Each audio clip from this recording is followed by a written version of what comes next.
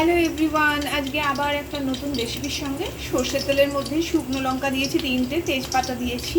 এবার দিয়ে দেবো জিরে, সুন্দর সুগন্ধ বেরোলে দেবো হিং, তারপরে দেবো কিছুটা সজনে ডাঁটা, ভালো করে ভাজবো। এবার একটুখানি দিয়ে দিলাম হিং, তারপর দিলাম সজনে ডাঁটা, খুব ভালো করে ভাজতে থাকবো। হলুদ পরিমাণ মতো, আর দেবো নুন, দিচ্ছি পরিমাণ মতো নুন, অল্প করেই দেবো কারণ আমি এটা একটা ডালের রেসিপি বানাচ্ছি। ডালের মধ্যে যেহেতু নুন দেওয়া রয়েছে সেই জন্য এখানে অল্প করে নুনটা ইউজ করলাম। গরম তো পড়েই যাচ্ছে, এখন একটু হেলদি রেসিপি হলে খুব ভালো হয়, সেই জন্য আজকে আমি একটা ডালের রেসিপি নিয়ে আপনাদের কাছে হাজির হয়েছি। দিয়ে দিয়েছি 2টো কাঁচা লঙ্কা। এবার দেবো জিরে গুঁড়ো, 1 চামচ জিরের গুঁড়ো, আর 2-4 দানা চিনি দিয়ে দিয়েছি, 2-4 দানা চিনি।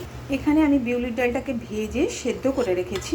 এরপর আমি এর মধ্যে মেশাবো গরম জল, সেদ্ধ করেছি নুন, হলুদ, কাঁচা লঙ্কা আর সামান্য আদা দিয়ে দিচ্ছি অল্প একটু আদা বাটা।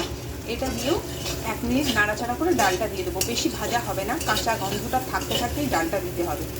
ডালটা ঢেলে দিয়েছি, এবার খুব ভালো করে নেড়ে চেড়ে একটু ঢাকনা চাপা দিয়ে ফুটতে টাইম দেবো।